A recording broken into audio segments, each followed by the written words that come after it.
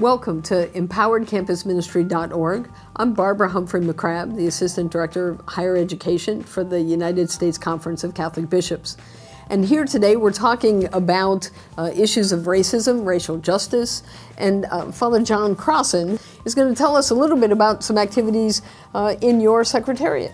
Right, we're representing a year later a study guide developed around a response by Christian churches together, 36 Christian churches, including the Catholic Bishops' Conference, and 7 ecumenical organizations. We responded last April to Martin Luther King's letter and gave a copy of our response to his daughter, who was present with us in Birmingham.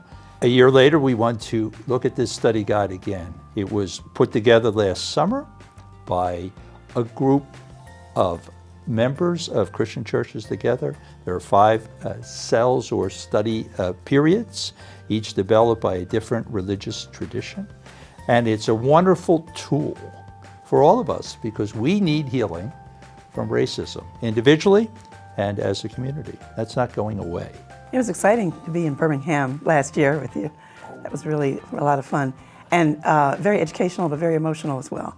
Oh, yes, walking around the plaza was an incredible experience, convincing me even more that we need to follow up. We need to get to know one another.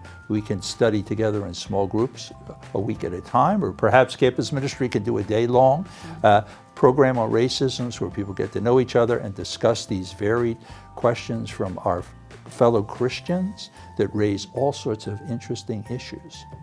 And I think the interfaith approach is very exciting. I know campus ministers look for ways to make that happen. Some campuses probably need the reality of that more than others, but all of our campuses need to find ways to share faith in an interfaith way. And this pulls people together. The varied campus ministries at the college or university can come together.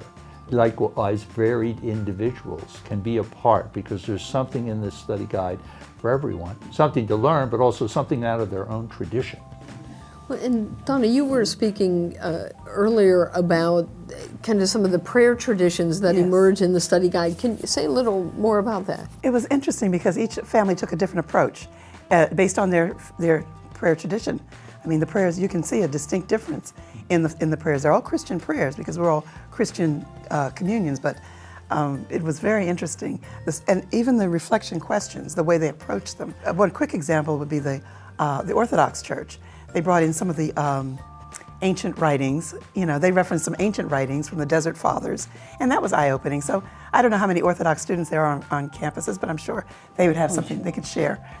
Share their tradition as well. It's really a way to expand the learning, not just about the letter from Birmingham Jail, but the religious traditions and their perspective on that. I would add that campuses that would want to participate, one, all of the resources are linked off of empoweredcampusministry.org. And the forum function on the website would allow campuses to share not only within their own campus, but across campuses, and would certainly welcome that.